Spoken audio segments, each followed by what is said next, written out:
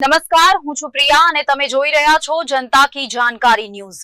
નજર કરીએ આજના સમાચાર ઉપર। સુરત સિવિલ હોસ્પિટલમાંથી ગઈકાલે ભાગેલ આરોપીને પોલીસે ઝડપી પડ્યો।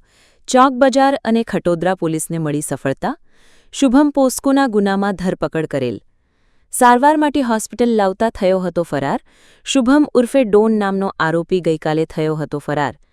સિંગણપુર વિસ્તારમાંથી આરોપીને ઝડપી પાડ્યો।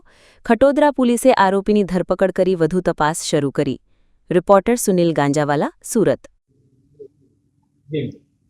કાલે 22/8/25ના રોજ નામદાર કોર્ટ કસ્ટડી હેઠળના લાજપોર મધ્યસ્થ જેલમાં રાખવામાં આવેલ એક આરોપી શુભમ શર્મા, જે પોક્સો અને એટ્રોસિટીના ગુનાઓના આરોપી છે, કોર્ટમાં ખેંચ આવતા તેને સારવાર અર્થે આ કામના આરોપીને જાપ્તામાં નવા સિવિલ હોસ્પિટલ ખાતે દાખલ કરવામાં આવ્યા હતા અને ચાલુ સારવાર દરમિયાન આ આરોપીએ ઇમરજન્સી વોર્ડમાંથી કલાક 1:15 दोपहर ના આસપાસ વોર્ડમાંથી નજર ચૂકાવીને નાસી ભાગી ગયેલો।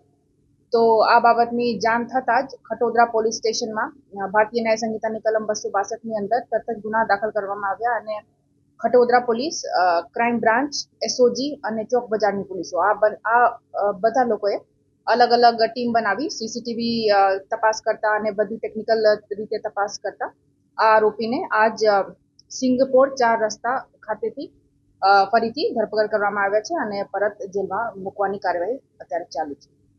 કઈ રીતે ભાગ્યો? કોઈની મદદથી ભાગ્યો કે એકલો ભાગ્યો?